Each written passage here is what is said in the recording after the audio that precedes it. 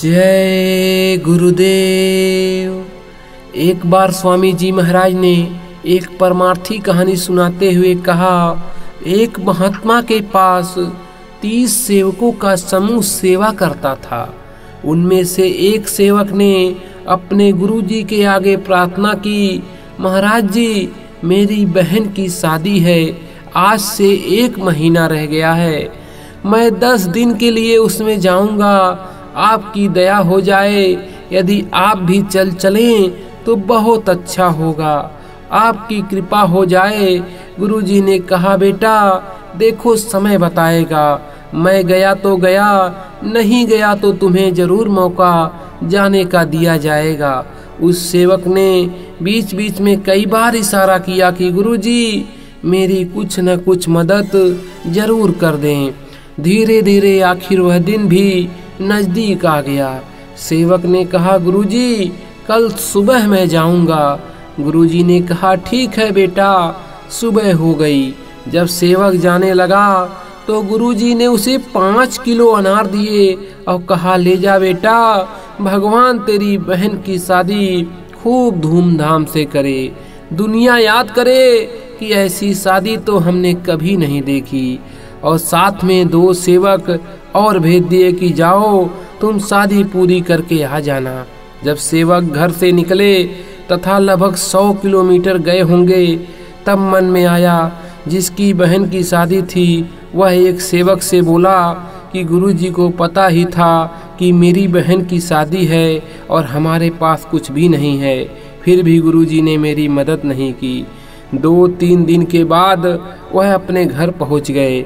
उसका घर राजस्थान के रेतली इलाके में पड़ता था। वहाँ कोई फसल नहीं होती थी।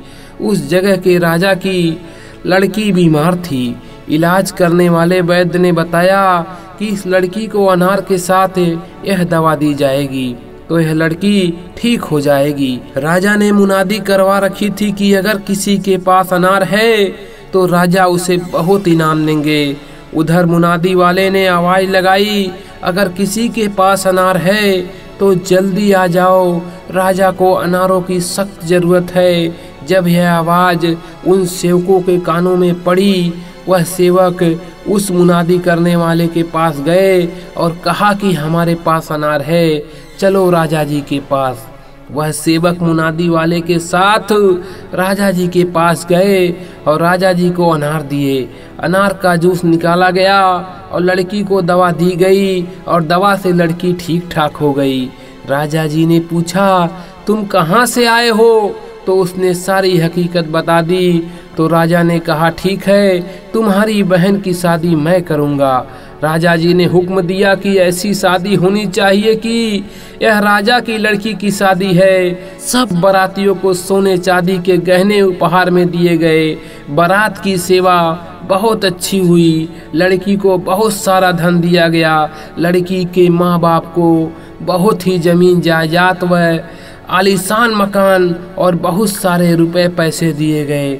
लड़की भी राजी खुशी विदा होकर चली गई। अब सेवक सोच रहे हैं कि गुरुजी की महिमा गुरुजी ही जाने, हम ना जाने क्या क्या सोच रहे थे गुरुजी के बारे में। गुरुजी के वचन थे, बेटा तेरी बहन की शादी ऐसी होगी कि दुनिया देखेगी। संतों के वचन हमेशा सच होते हैं, मिर्सा न जाए संत की वाणी। संतों के वचन के अंदर ताकत होती है, लेकिन हम नहीं समझते। वह जो भी वचन निकालते हैं वह सिद्ध हो जाता है। हमें संतों के वचन पर विश्वास करना चाहिए। न जाने संत मौज में आकर क्या दे दें और रंक से राजा बना दें। जय गुरुदेव।